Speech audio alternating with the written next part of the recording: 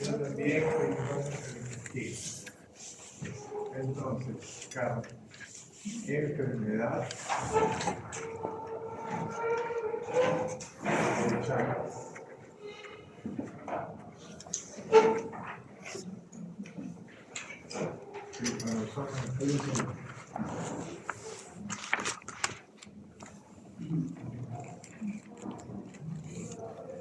Miocardiopatía Chagas.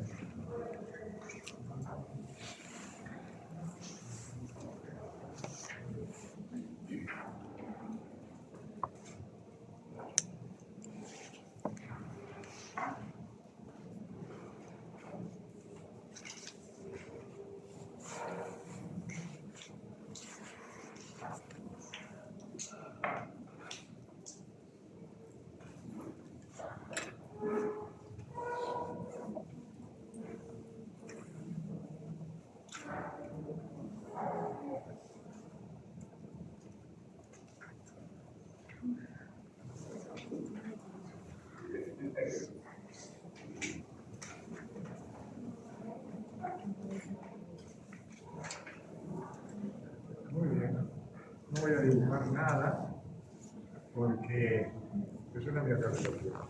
Entonces, primero hay que recordar que es una enfermedad que va a suceder igual que la fiebre reumática, que produce una vagonopatía, en este caso produce una miocardiopatía.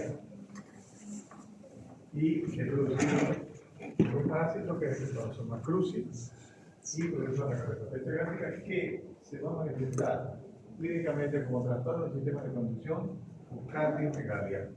La cardiomegalia va a producir insuficiencia cardíaca y también los trastornos del sistema de conducción, porque si hay un bloqueo importante, va a haber una bradicardia importante, por más que haya una área cardíaca normal, va a haber signos de insuficiencia.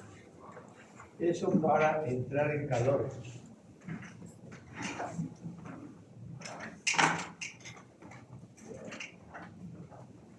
Y vamos para frente.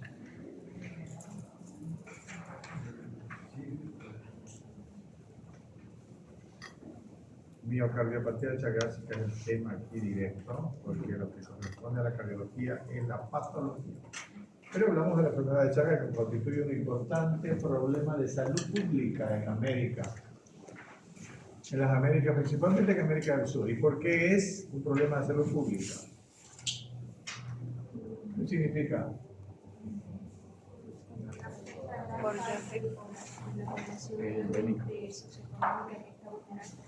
Porque al afectar a bastante porcentaje de gente de un país, el Estado tiene que tomar medidas para controlar la enfermedad y para tratar la enfermedad. Por eso es un problema de salud pública. Igual que las epidemias. En el COVID era responsabilidad del Estado. Y no tenía plata, teóricamente, pues todas se las roban.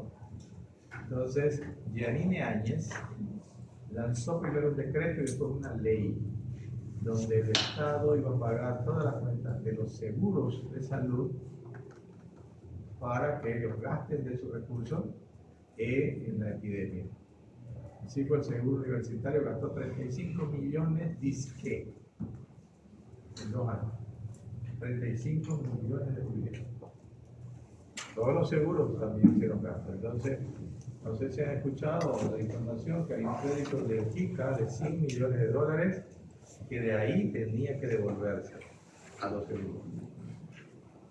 Ahora no se ha aprobado, me parece, en el Congreso o en la Asamblea que le puso el nombre el Estado Plurinacional.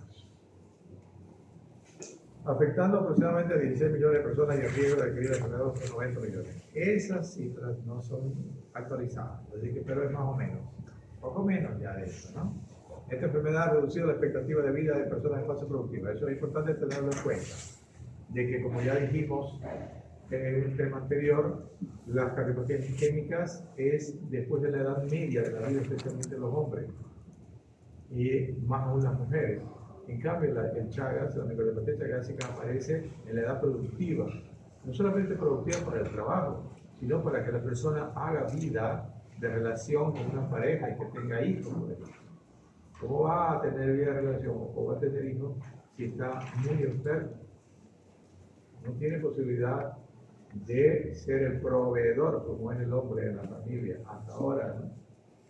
Ahora ya a veces en algunas parejas son las mujeres las proveedoras, aunque el hombre, bueno, cuando el hombre no tiene posibilidades, pero psicológicamente el hombre se siente apocado, cuando la mujer gana más también, ¿no? Porque bueno, la mujer también a veces no se lo hace saber, se lo grita, ¿no? Entonces son tal por cual, yo gano más que vos, ¿o no? No siempre, pues cuando se enoja, ¿sí? La mujer es más dura. Se nota más porque, bueno, la mujer no era así, digamos, ¿no? Porque la mujer antes se quedaba en la casa, sufría, digamos, eso también, porque la falta de libertad económica hace que la persona no tenga posibilidades de decidir muchas veces. Entonces la mujer sufría y era la que se quedaba con los hijos. ¿Y qué iba a hacer con los hijos? ¿No? Y ahora la mujer no tiene libertad, ya se profesionaliza, tiene posibilidad de competir, de ganar dinero, de decidir o de igual a igual tomar decisiones. Aunque en el fondo es la mujer la que manda. ¿Sí o no? Sí. Pero bueno, la vida es esa. El matriarcado se ha impuesto, aunque no sea en forma real, sino aparente. ¿Sí? Todas las mujeres las que mandan, ¿no? Sí. Bueno, esta enfermedad entonces ha reducido la expectativa de vida de personas en fase productiva. Eso es importante tenerlo en cuenta. ¿Por qué? Porque hay personas que a los 20 años ya necesitan un marcapaso. Quiere decir que probablemente tuvieron una enfermedad en el primer año de vida, adquirieron, quizás por la picada de la bichuca, o fue congénita, aunque la transmisión congénita es rara, pero sucede. La enfermedad de Chagas o tripanosomiasis sudamericana es una parasitosis causada por un protozoario flagelado, el Trypanosoma crucis. Es una tripanosomiasis americana o sudamericana porque hay en África también otros tripanosomas. ¿El tripanosoma cuál? ¿No ha llevado parasitología?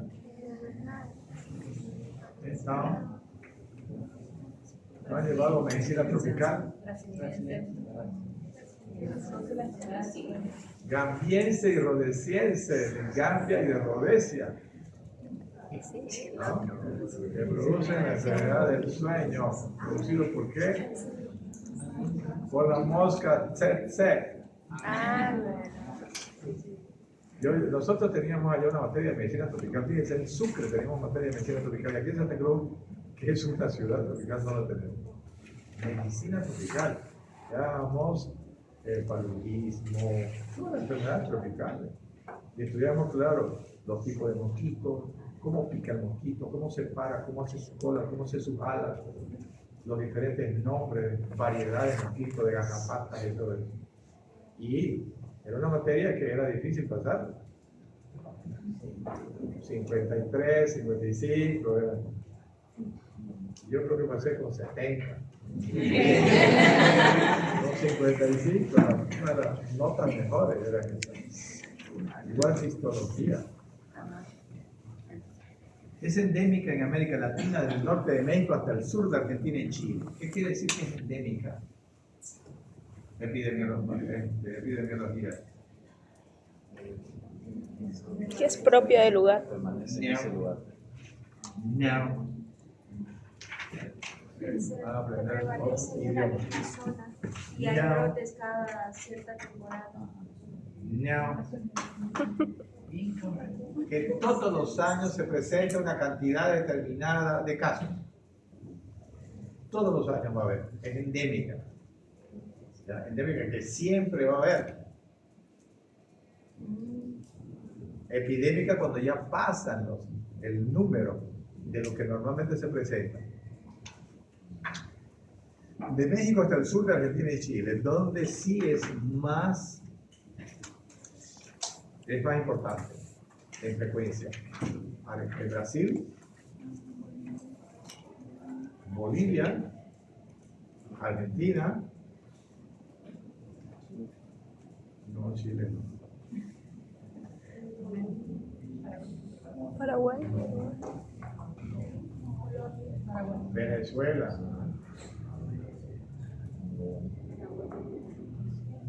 No. Es más frecuente, pero hay en Sudamérica. Ahora hay en Europa también, ¿no? Con la migración hay hartos en Europa, chagáceo. Pero es porque la gente se ha ido de acá, pues. Y puede haber también transmisión allá por la vinchuca. No hay vinchuca.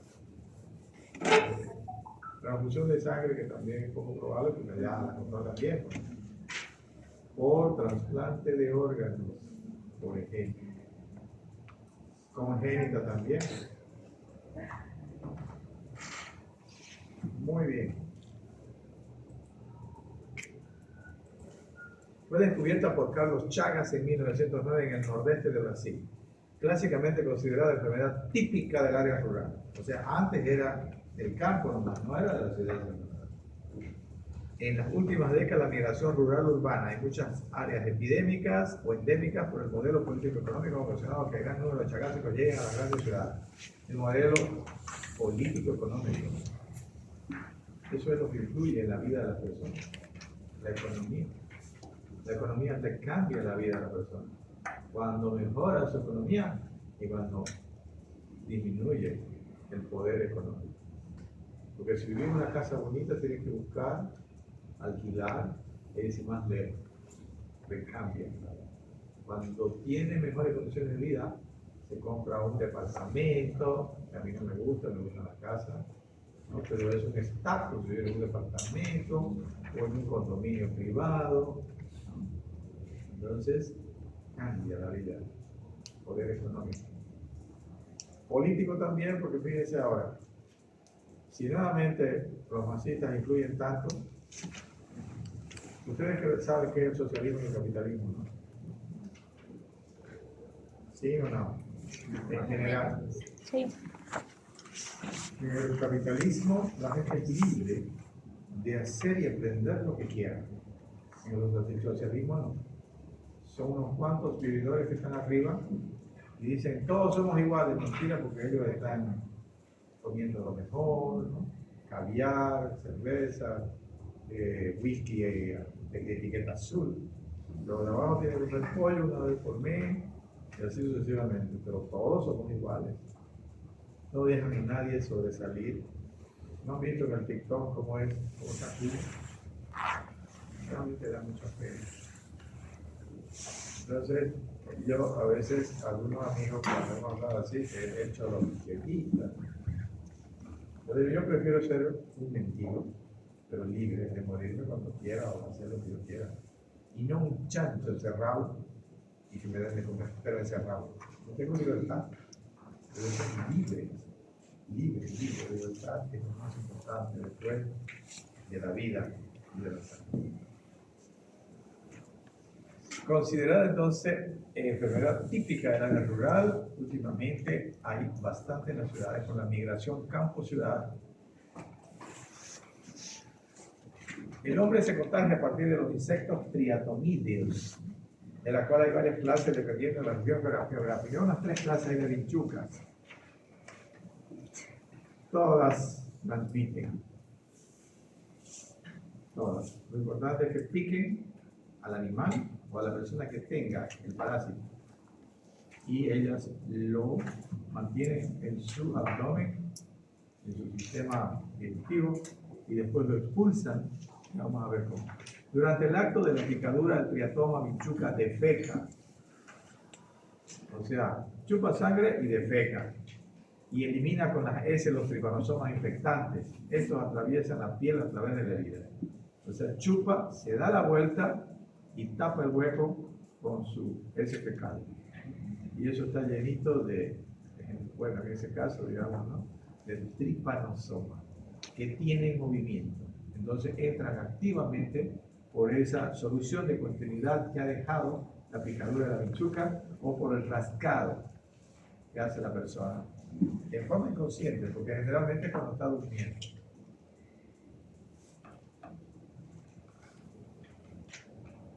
Esta pequeña herida es producida por la picadura o por el rascado al paciente, produciéndose erosiones en la piel.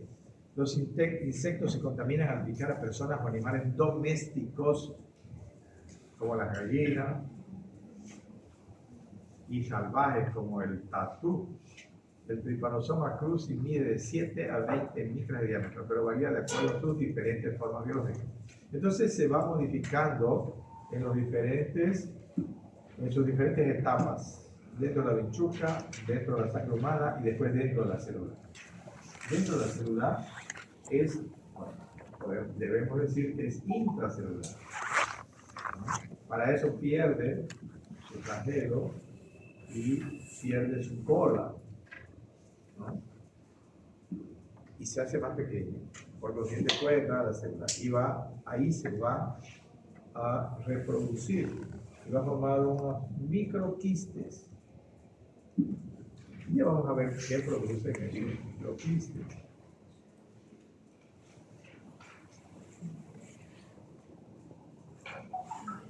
La forma trypanosoma solo se observa en sangre circular. Cuando el parásito penetra en una célula, pierde rápidamente la membrana y el flagelo, adquiere la forma de leishmania. Tienen diferentes denominaciones, ¿no? Forma cristidia, leishmania, y después hay otra que se llama promastigote, tricomastigote y todo eso. Y el flagelo adquiere la forma de leishmania midiendo 1.5 a 5 micras de diámetro. Fíjense que medía hasta 20 micras, 15 a 20. Disminuye de 1.5 a 5. Intracelularmente se multiplica mediante repetidas divisiones binarias. 1 se divide en 2, 2 se divide en 4, 4 se divide en 8 y así sucesivamente. La patogénesis de la microbiología gástrica crónica todavía no está totalmente comprendida. Hay diferentes hipótesis que han sido propuestas. Bueno, entonces el parásito inicialmente hay un proceso inflamatorio porque entra al torrente sanguíneo y va al sistema retículo endotelial y en este caso el corazón y va a introducirse en las células del miocardio, por ejemplo, y se va a reproducir. Al reproducirse va a alterar la función del miocardio, de las células del miocardio, y va a producir un proceso inflamatorio. Y el proceso inflamatorio, ¿qué va a producir posteriormente?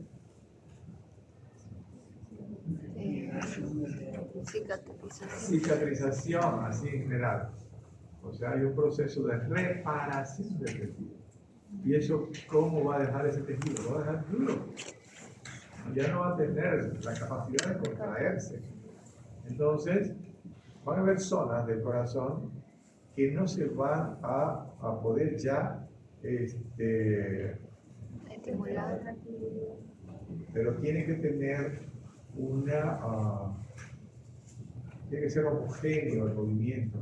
Entonces van a haber fibras que se van a querer mover y otras no, y después por otro lado otras así. ¿Por qué? Porque el corazón no tiene hueso. No es como los músculos estriados. Se inserta por arriba en tal lugar, se inserta por abajo en tal lugar. Se contrae y flexiona, por ejemplo, el brazo, la pierna, el pie. En este caso no tiene hueso. Un sincipio le llamamos, un sincicio, como un canasto, donde cada fibra se va a agarrar de las otras. Y todas en conjunto van a tener un movimiento. Y cuando falla una parte, como en un infarto también, las otras son las que se van a mover y se van a tener que adaptar. Remodelamiento. Se adaptan. Donde hay más lesión, esas ya no se van a mover igual. Entonces las otras tienen que tratar de cumplir ese papel, ¿no? Y quizás en forma más intensa para poder cumplir con la contracción. Entonces, eso va a trastornar el funcionamiento del corazón. Entonces, hay diferentes hipótesis para explicarnos qué es lo que sucede. Uno, lesión directa del tejido por el Trypanosoma cruzi. Quiere decir que el Trypanosoma va y lesiona directamente la célula, porque se mete ahí. Segundo, la teoría neurogénica, que también va a destruir el sistema nervioso del corazón en este caso, y vemos que en el intestino también ataca los plexos de Meissner y de Auerbach principalmente, ¿no? Por consiguiente, va a bloquear el impulso nervioso. Reacciones 3, reacciones inmunológicas antimiocardio. Quiere decir que además esa entrada va a producir que el organismo de su sistema inmunológico reaccione contra sus propias fibras miocardiales, en este caso. Y luego hay una enfermedad microvascular, hay una vasculitis, un proceso inflamatorio vascular, además del proceso inflamatorio que va a provocar en la célula miocardio.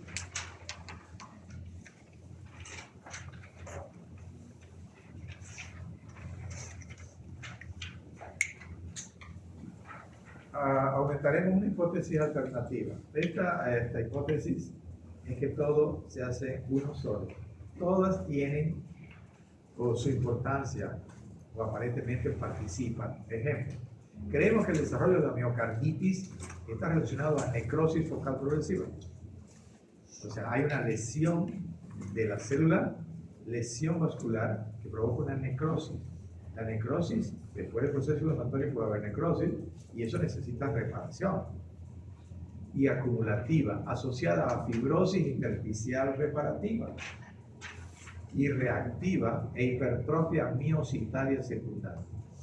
Entonces, las otras fibras, las otras células que están alrededor de esa que está lesionada, se van a hipertrofiar para tratar de cumplir con el papel.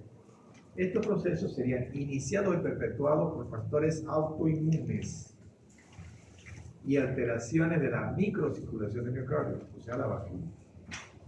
Ese es el proceso aparentemente. Sobre el Chagas, no se ha llegado a saber todo, porque es una enfermedad de los pobres.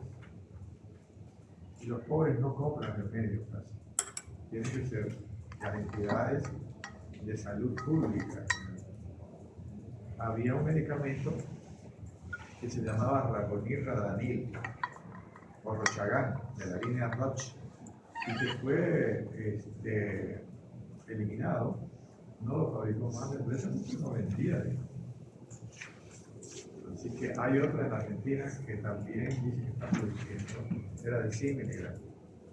Las alteraciones intrínsecas del sistema nervioso autónomo estarían implicadas en el contexto global de la evolución clínico-patológico del cardiópato, el Chagas psicotrópico. Entonces, como cualquier enfermedad bacteriana, el Chagas va a producir una miocarditis en primera instancia, un proceso inflamatorio del miocardio que va a dar lugar también a una dilatación aguda en algunas circunstancias.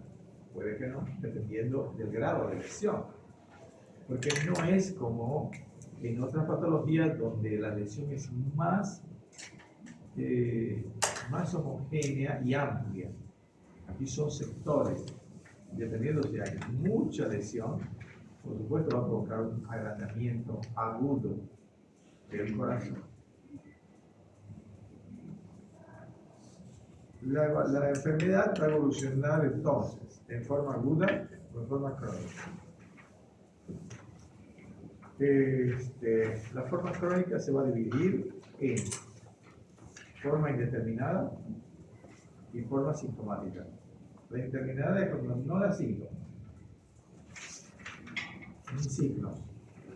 La forma aguda prevalece en niños y jóvenes y se prolonga por lo general de 20 a 30 días, con un cuadro febril de 38-40 grados, bastante irregular, anemia y un edema particular, sobre todo palpebral con conjuntivitis, infartos ganglionares, hepatosplenomegalia y una peculiar tumefación del tiroides que en los niños es uno de los síntomas más precoces. Yo no he visto ni un niño, y cuando hice mi paso por el hospital de niños, ni un niño con Chagas agudas. No conocí. Y es una enfermedad, como es febril, pasa desapercibida. ¿En qué se piensa primero cuando hay una fiebre en una virosis? Entonces pasa desapercibido.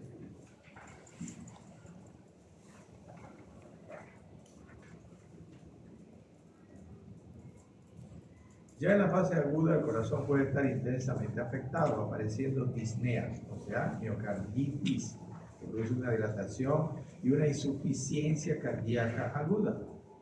Se comprueba a veces dilatación, pero es raro. Dilatación ventricular con trastornos electrocardiográficos, bloqueos y alteraciones de la onda T. ¿Cuál es el bloqueo que se presenta en la fiebre reumática aguda?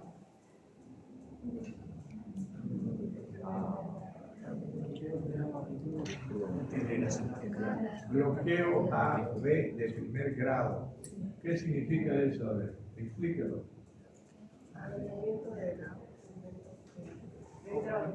Alargamiento. ¿Cuánto mide el intervalo PR?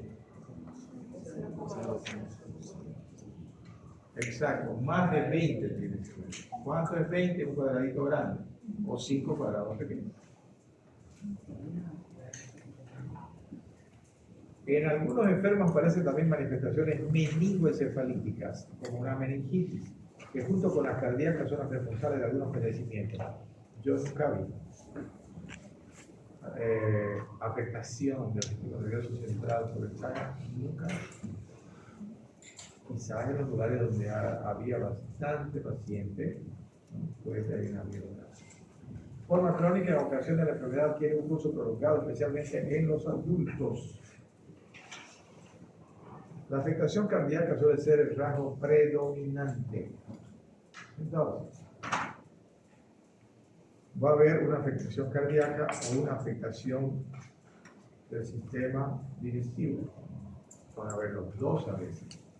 Decía alguien cuando yo estudiaba que también había un estudioso que decía cuando el Chagas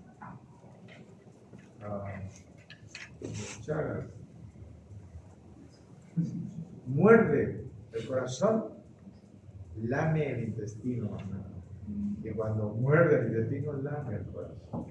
O sea que cuando alguno de los sistemas está afectado, más se afecta a uno que el otro, no los dos igual. Eso dice en general. ¿Qué parte del intestino es la que más se afecta? El colon. Esófago, colon. Esófago y colon, produciendo megaesófago y cólico megacolon. La cardiopatía chagásica tarda varios años en exteriorizarse clínicamente.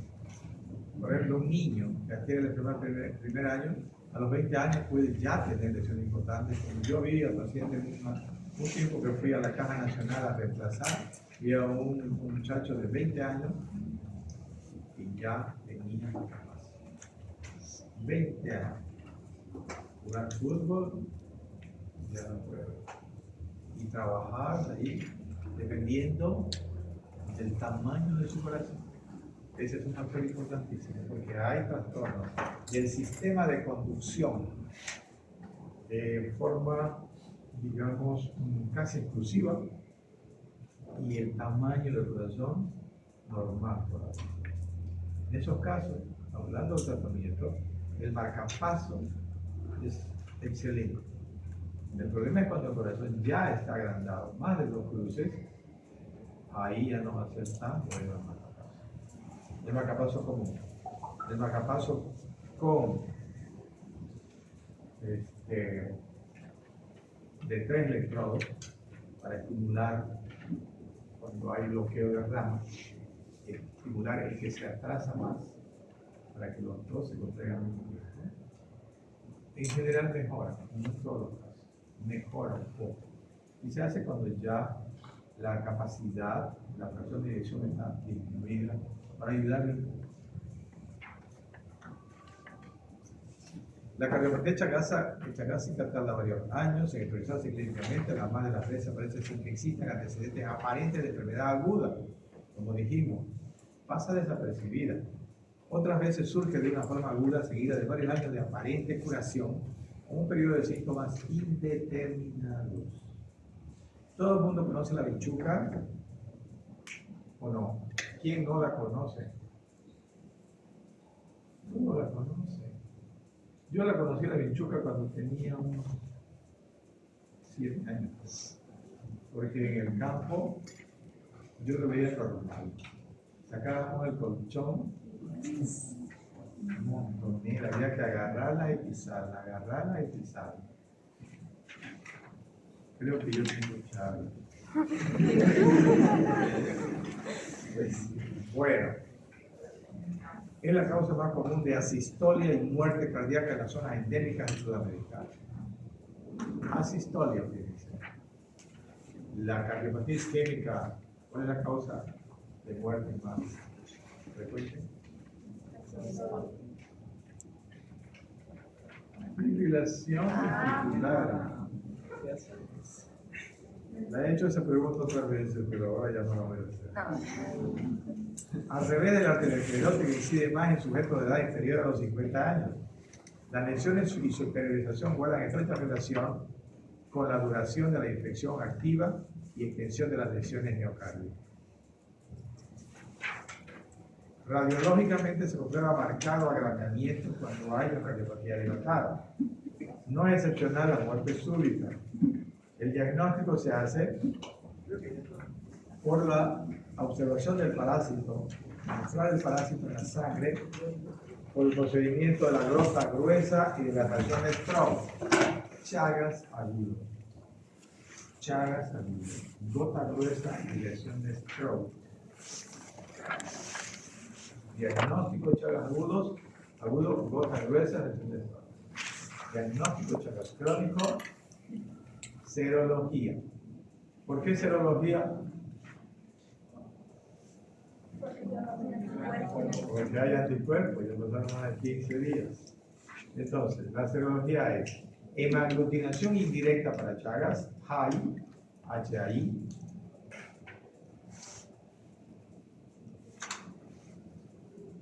inmunofluorescencia indirecta para Chagas, IFI, IFI,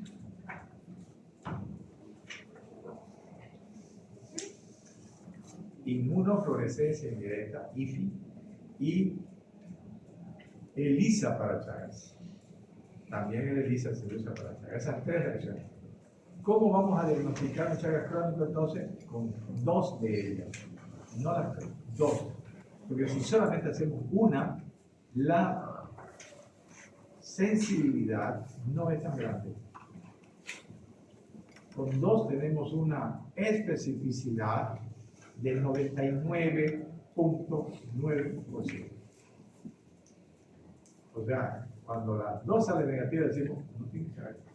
Cuando las dos salen positivas, sí tiene Chagas. En cambio, cuando es una, generalmente los hospitales hacen high nomás, y le puede dar falsos negativos. Cuando se hace un screening o un triaje para donar sangre, así, hacen con una dilución, depende mucho de la dilución también, 1,64. Entonces, es como tener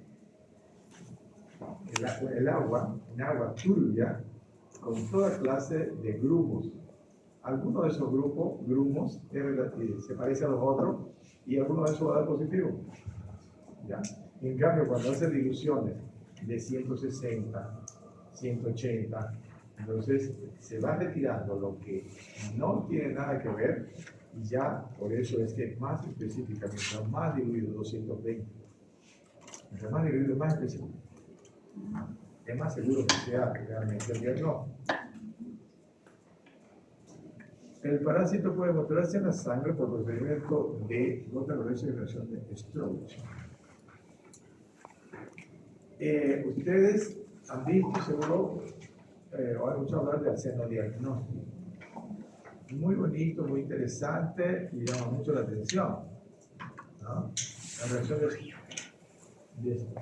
el senodiagnóstico.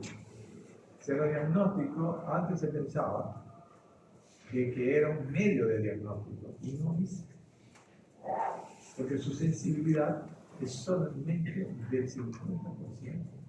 El otro 50% falso negativo.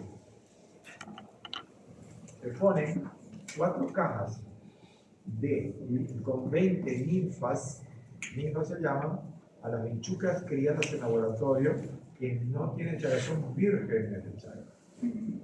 Se las coloca en la parte interna del brazo de cada lado dos.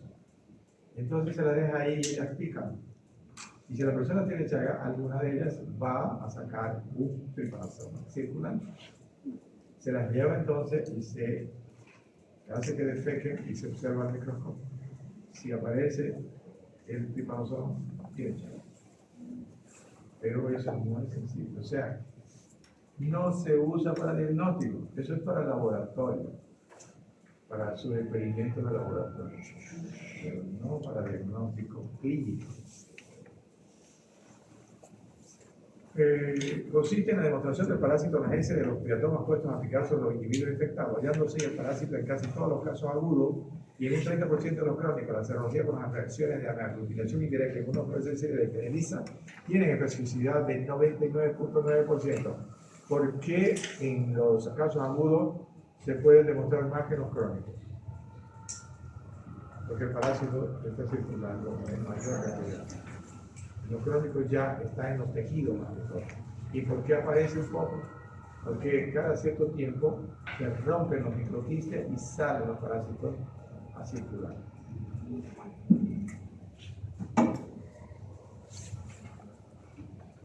Tratamiento.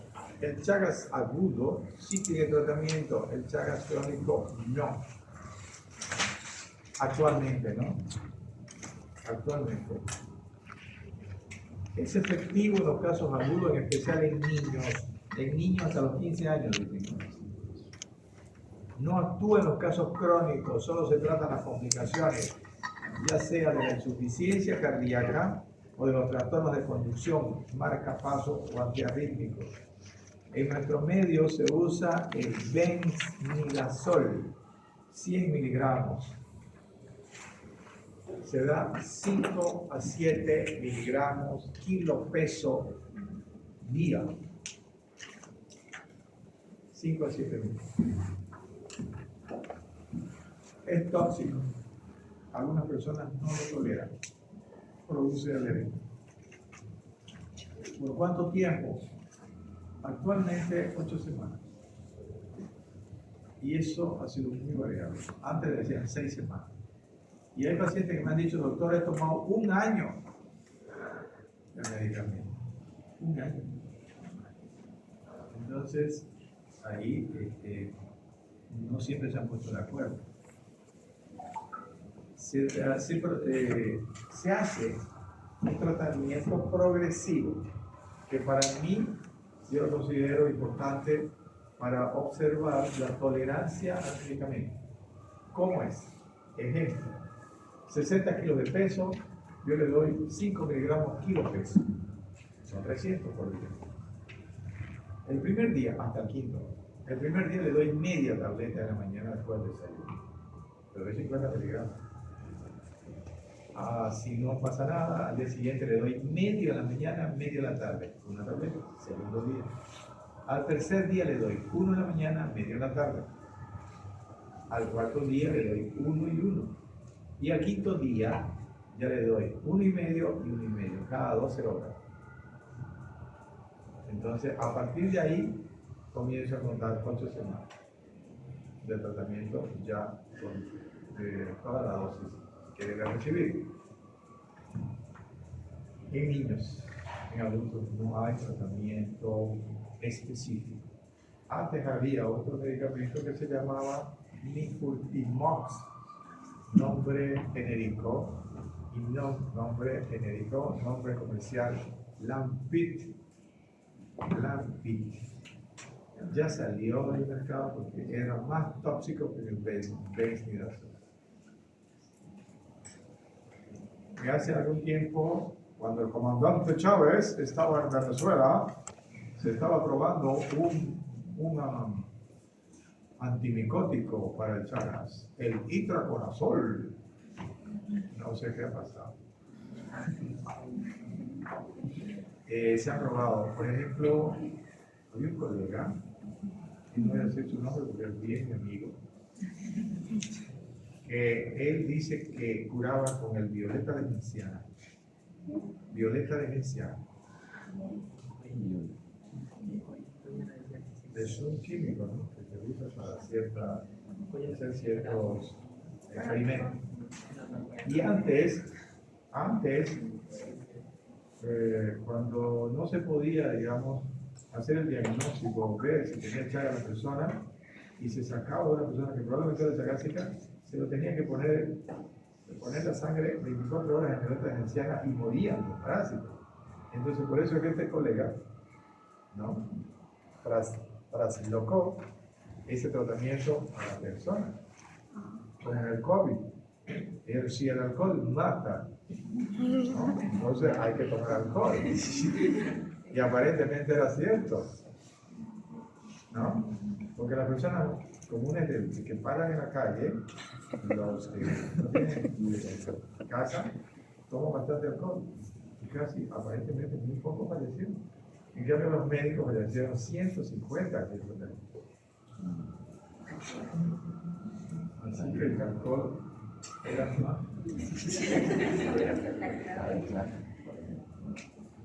Entonces, venía de 15 miligramos al día. Bueno, vamos a volver un poquito. No voy a decir atrás porque es redundante. Vamos a volver.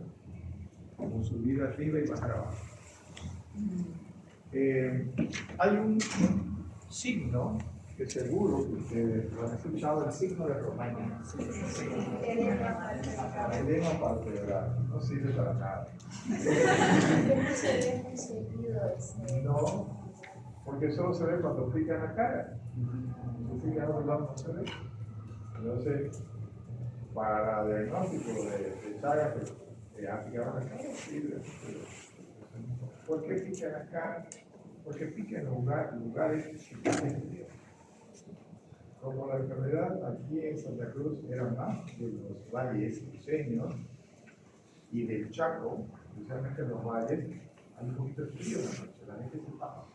Pero las casas, y yo me pregunto ahora, ¿por qué la gente del campo hacía sus casas con las paredes, con...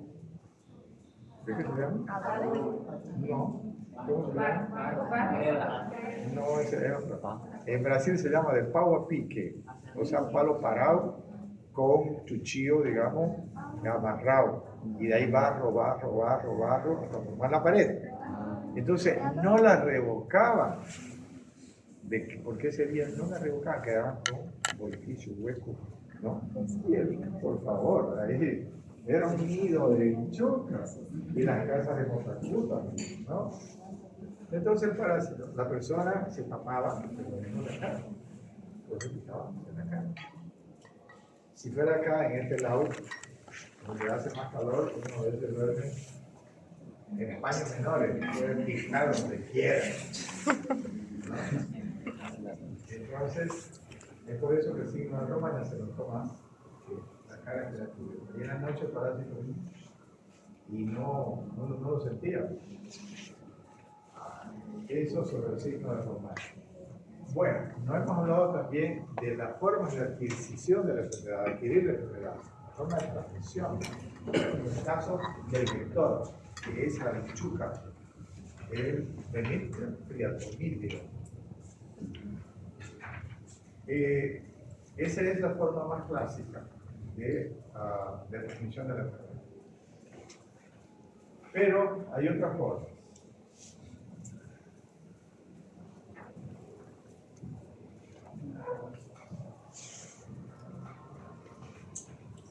¿Cuál es la otra? Congénita. ¿Ah? Congénita transversal. Transfusión de sangre. Todavía trasplante de algunos con trasfusión de sangre. No me importa la venden, son vampiros. Unos trasplantes. Trasplante de órganos. ¿Cómo? La congénita. Y hay una quinta que apareció recién. Antes ya se sospechaba, pero ahora se confirmó con el azaí. ¿Cómo? El azaí dice que tiene. Yo no, por eso no como azaí. ¿Qué? No me digas eso. Si uno ya tiene Chagas y encima otro, ¿ves? Una red. Ok. Mentira, Jesús. Tendría que cruzar previamente de la salud. Ok. Esa es la forma en que se iba. Él dijo no creo. Era rarísima aparentemente, pero ahora parece que es más frecuente. Y si se infecta una vez y se infecta con otro lado a los 3 días y otra vez, ¿qué va a ser? Bastante grave. ¿Qué es lo que se ingiere en las heces? Tiene que ser el parásito. Sí, ¿Y por qué las hay? parásito. Tiene que estar vivo. Pero sí es una bolita eso. Las hay. Es una No, pues porque si es micro. El parásito. Negras. Tendría que ir con su microscopio y mirar su azaí.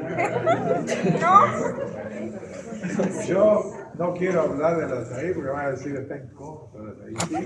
Sí. Eso que dice del azaí, por ejemplo, aquí se sabe, digamos, que en los centros comerciales, en los helados, o sea, es lo que la gente más consume. Sí. Es ahí donde ya viene, o sea, como ya ha sido procesado por varias para que pueda ser consumido, ¿ahí sigue siendo peligroso o se refiere a la fruta en sí cuando está? No, en el helado también. Porque uno no lo come directo, pues, el paciente. Es teoría falsa. Es bueno que investiguen más ustedes. Se nos ha intervenido, por favor. Es un proyecto de investigación. ¿Qué otra cosa? Bueno, tratamiento es el tratamiento clínico, pero el tratamiento de las complicaciones. ¿Qué va a dar el Chagas? Va a dar trastornos del sistema de conducción, especialmente bloqueo. Lo más clásico que da el Chagas en el ¿se acuerdan que el electrocardiograma es un hemibloqueo anterior izquierdo más bloqueo completo de la rama derecha, a veces posterior, pero eso es clásico. Ustedes ven eso y dicen, es posible que tenga Chagas. Aunque el bloqueo de la rama derecha no siempre es patológico, no siempre, pero sí es patológico en muchos casos. ¿Cómo lo vemos el bloqueo de rama derecha en el electro? Solamente voy a dibujar alguna de las derivaciones, ¿no?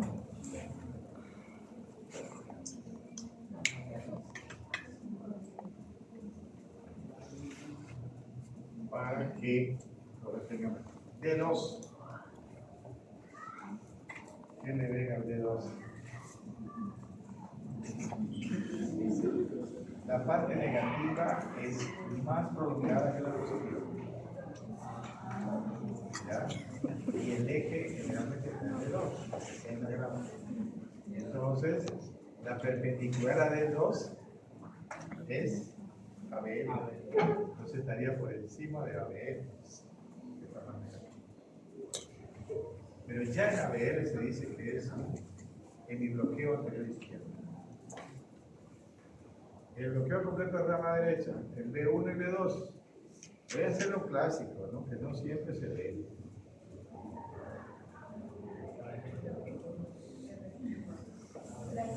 La orejita de conejo, que no es la mejor forma de aprender. ¿Qué es lo que tienen que aprender de aquí? Lo más importante.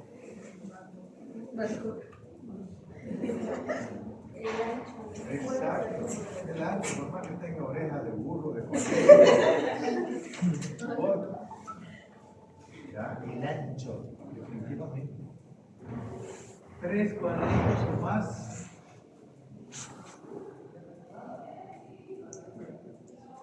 Cero, 12.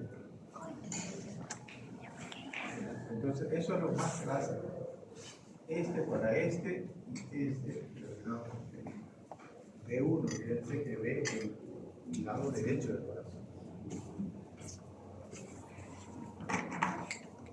Luego, la otra complicación es cuando hay una miocardiopatía dilatada y se produce una insuficiencia cardíaca.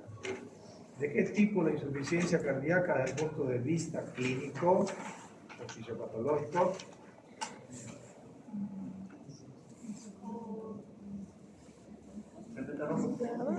¿De qué tipo de insuficiencia cardíaca desde el punto de vista clínico o fisiopatológico? Izquierda. Desde el punto de vista del ecocardiograma, sistólica con fracción de eyección reducida. Si está dilatado, ya quiere decir, dilatado, menos fuerza. Les hice cuando hablamos de insuficiencia, ¿no? Les hice un esquema. Corazón grande.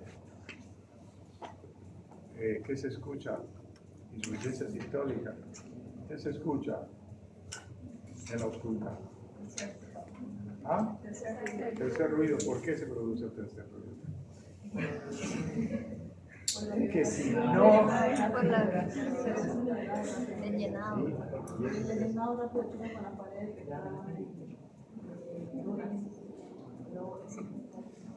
Eso es lo que tienen que aprender, porque si no aprenden así, se olvidan.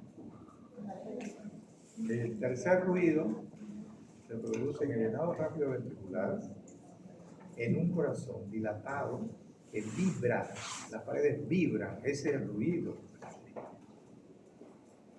Con eso no se olvidan, pero si solamente una partecita, algunos me ponen a veces. ¿Por qué se produce el cuarto ruido? Por la contracción auricular. Todos tenemos cuarto ruido entonces, ¿no? Tienen que poner todo. Tienen que poner todo.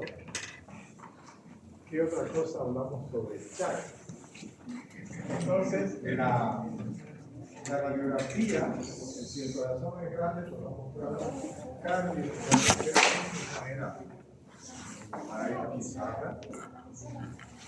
Gracias, Anita. Board, whiteboard, era.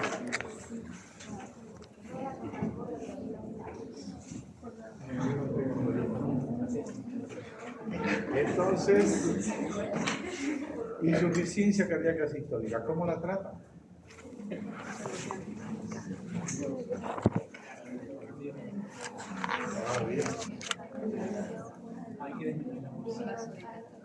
Vasodilatador. ¿Cuál edad?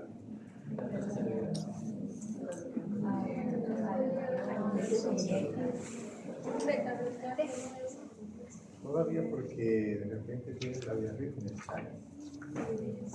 Hay que pensar en eso. Espirola. Muñeca, sí. Muñeca directamente. Pero si el paciente tiene dinero, ¿qué usamos?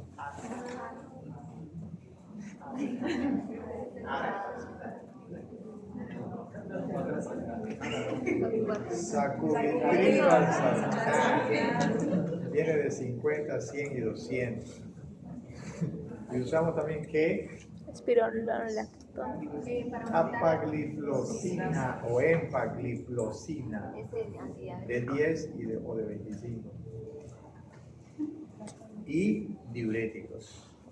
Diuréticos porque ese paciente tiene una incapacidad de expulsión, entonces se va a quedar atrás un poco de congestión. Y si el paciente tiene una fracción de eyección muy reducida y tiene 90-60 y nosotros le damos un vasodilatador más, ¿y qué hacemos entonces? Dioxina. Sí. El otro día, bueno, le cuento esto porque no es algo, digamos que en Nueva York, donde tengo mi hijo que está en un hospital. No quiero, porque hay algunos docentes que hablan de sus hijos, de su hijo y de su hijo, que son estos, que son los mejores. No. Me refiero a la digoxina, porque allá usan más que todo otras medicaciones, milrinona, por ejemplo. Entonces yo le sugería, como él no está estudiando cardio, haciendo medicina interna, y le tocó rotar por cardio, me dijo, hay un chico de 20 años que tiene un corazón, es de raza negra, tiene un corazón realmente malo. Y le hemos dado milrinona y todo eso, y ellos ven con el lactato, por ejemplo, cuando hay hipoxemia, con eso controla. Entonces, yo voy a usar digoxina y uno de sus, porque él es residente de tercer año, de los mayores le dijo, le dice, ¿querés usar medicamentos antiguos? Entonces, usarlo, vamos a ver. Hasta donde yo sé, después de unos 2 o 3 días, dice que el paciente mejoró y se levantó, porque estaba bastante mal. Pero no solamente eso, ¿no? También el aspecto psicológico parece que influyó, porque dice que recibió la visita de su tía, no se crió con su madre. Entonces, ahí también es importante que ustedes siempre piensen de que no es solamente la anatomía la que se levanta, es el aspecto psicológico. Por eso es que tener un paciente internado y que no reciba visita, eso es pésimo en el aspecto psicológico. En la terapia, por ejemplo, como sea, la persona debe recibir visita, en lo posible, si no le va a causar más daño. Pero el apoyo de la familia, el apoyo de la gente que lo quiere, ¿no? Que le da ánimo, es importantísimo. 50% del aspecto psicológico muchas veces en la recuperación de la enfermedad. Importantísimo el aspecto psicológico. Y también que el médico le dé ánimo, ¿no? No, usted ya no tiene salida. Así una paciente hace unos años, el doctor está viniendo porque fui a tal médico y me dijo, no, usted ya no tiene posibilidades, ya no le voy a dar más nada. Entonces yo le dije, no, siempre hay que intentar algo. No hay que ponerle límites, nosotros no somos para ponerle límites a la vida de la persona. Y si no podemos, no vamos a poder alargar la vida, por lo menos demos calidad de vida. Entonces, en este caso de la digoxina, da calidad de vida. ¿Qué es lo que se pretende en el tratamiento de insuficiencia cardíaca o de los problemas cardíacos? De que la persona, de que el medicamento le dé una sobrevida en lo posible. Pero si no le da sobrevida, por lo menos que le mejore la calidad de vida. Porque nadie sabe cuánto tiempo va a vivir. Pero mientras viva, que viva con mejor calidad. ¿Y cuál es la indicación que yo les digo sobre la digoxina?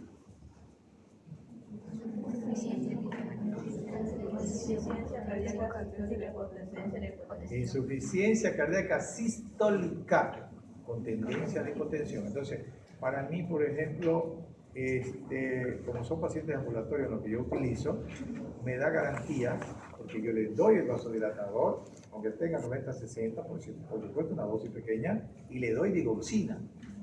Porque si se baja, ya tengo la digoxina ahí que me está actuando para que no se baje mucho. Eso así lo utilizo la digoxina. ¿Alguna pregunta? No hay nada. Tengo una pregunta. Cuando se ven las cardiomegalia, eso se tiene que ver en la placa PRPA, o sea, para decidir la siguiente cardiomegalia. ¿Cómo? En la placa de PRPA, en la cardiomegalia, ¿Cómo? ¿Aquí? para